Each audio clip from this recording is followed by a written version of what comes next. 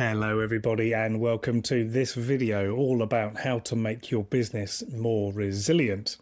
My name is Simon Batchelar. I'm a marketing consultant from Pallant Studio and we work with engineering and manufacturing firms predominantly to help them stand out in the marketplace, to make them easier to choose and harder to compete with.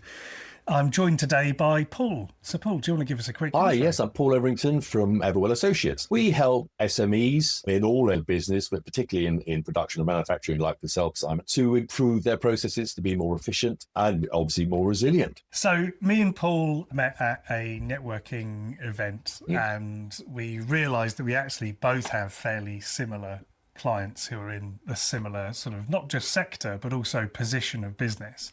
And quite often businesses come to us when at some point they're either looking to sell the business, so they're starting to plan for selling the business, or they are needing someone in the business to exit, which is changing the management structure. Maybe they're doing a management buyout.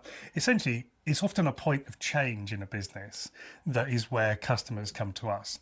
Now, what that often highlights to them is that actually their sales pipeline might not be quite as strong or resilient as they thought it was. And often this revolves around either the founder or the innovator of the business who kind of came up with that initial sort of business idea holds all of the contacts. Like a deck of cards, it's all in their phone. And basically all of the big clients they have, the founder or the innovator has that direct relationship with.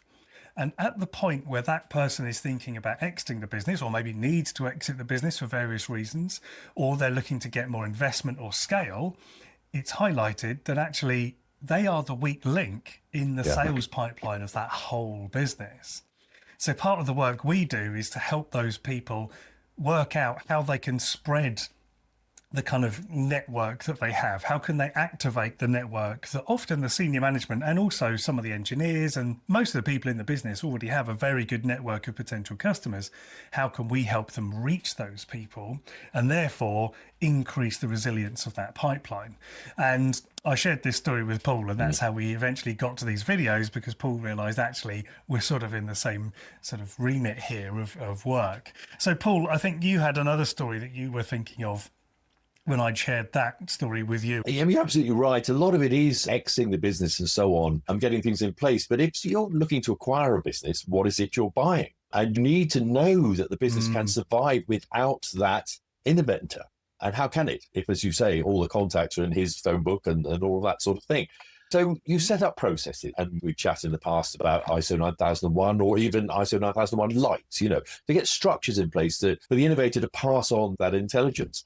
I mean, there's one, for example, the innovator was just becoming a bottleneck to the business because he sort of kept it to himself because he felt he was doing it the best way. And of course, in his terms, he was, but couldn't pass it on to other staff. And he had a few other staff, but they weren't given freedom to do it their way, which might not be the best way, but it was a suitable way. Sometimes it can even be a better way. So that can even help the innovator. There's a couple of businesses where we've got this same sort of example of a bottleneck being caused. And so the staff then end up managing to delay and turning business away because it's sort of tied up with that innovator, the business leader. And so what we've helped them with is basically improving communication, trusting the staff. Basically, it's not that you distrust them. It's just that you feel you want to hold their hand too much to do it. And you need to let go to a certain extent. It's almost like your children, You need to embed best practices into the team. And you know what those best practices are. So you just need to write them down and then let them interact with you to possibly improve them. There may be opportunities for technology improvements and standardization, CRM systems, all these sort of things. But with one of the clients I'm referring to, just by these simple processes, we increased their turnover by 100% in 6 months. Then another 100% in the subsequent 18 months, all without adding staff. And now they're actually taking on more staff because they're going to grow hopefully further. Now, I can't guarantee that for everyone, but that's the sort of change you can make. It will not be 1 or 2% improvement into your turnover and profit. It will be really significant improvement. Yeah, and I think, we spoke in our previous video when we were talking about ISO 9001 certification about how that can seem really big and scary, and especially for a business owner when you feel like you've got to let go. And I feel like in both of our stories, that's what we were talking about. It's that bit in your business where it grows to the point where you have to Yes. let go of something that you've always Yeah. done. And that can be really difficult. And, there's a lot of different emotions and feelings that come up in that. And obviously, there is a good way of doing that and a bad way Yeah. of doing it. And the bad way of doing it is to do what you were describing the person was doing in your story, which is they're holding on to everything and they are the bottleneck. They are the key decision maker. They have to sign Yeah. off on everything. And when you realize actually that just delegating or allowing or enabling, almost empowering those people to be able to make their own decisions and manage their own processes because they've got the guardrails in place to make sure that the decisions go in the right way. And you've got a review process to make sure that it's not going too far off track, and actually knowing that you can evolve all those processes. I think really just in thinking about that for your business will help you get to a point where you realize, maybe slightly self-consciously and awkwardly, I'm the one holding this business back. And you might be sort of sat there in the office thinking, why are we not growing? I've got all these people and they're all very good and they're doing all this stuff, but we just can't grow. If that feels like you, then I feel like we might have just given you that light bulb. Exactly. We use the fairly derogatory phrase helicopter parenting. And, it's a similar sort of thing. You need to train up the people in your business so you can set them free in the hope that, like your children, if you have them, that they will come back to you eventually, but they will have that independence. They might to do things better than you did, which is a good thing. Yeah, I think there's definitely a lot in thinking about your business in that way. And I think there is the difference between businesses that are chasing, trying to keep up and just firefighting all day long versus the businesses that are growing, scaling and taking on new opportunities.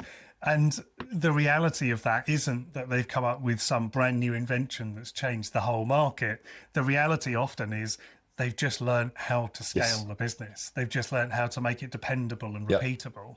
And I think if you can do that, then you get to a point where you reduce the risk in your business, i.e. like I was sharing, where that one person, if something bad had happened to that person, that multi-million-pound business would have just ground to a halt. Well, same in the two businesses I was referring to. Terrifying place to be.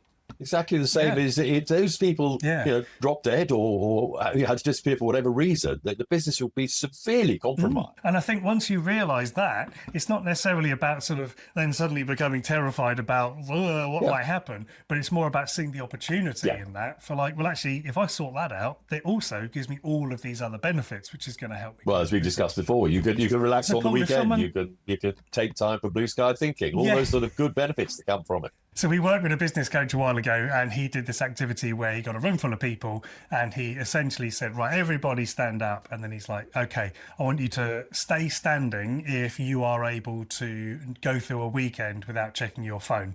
And most of the room sits down. And he says, okay, I want you to stay standing if you can go on holiday for a week and your business is fine. And then more people sit down. And he says, I want you to stay standing if you can go on holiday for a month. And most people sit down. And at this point, there are only 2 or 3 people standing left. And then he says, I want you to stay standing if you can go on holiday for 3 months. And at that point, everyone sits down except for 2 people. And the guy at the front, the business coach, says, well, these 2 are the only business owners in the room. The rest of you are just managing your business. So if you're sitting here watching this video thinking, I need to get my business fit and ready for this, how can I do that? Then you can obviously come and talk to either me or Paul. And Paul, if people do want to connect with you and find out more, how can they do that? They can just go to our website, everwell.associates, or they just find me on LinkedIn, Paul Everington. Excellent. Thanks very much. And if people want to get in touch with me, you can either find me on LinkedIn or you can visit our website, pallant.studio. So thanks everybody for listening and watching, and we'll see you next time. Thanks so much. Bye-bye.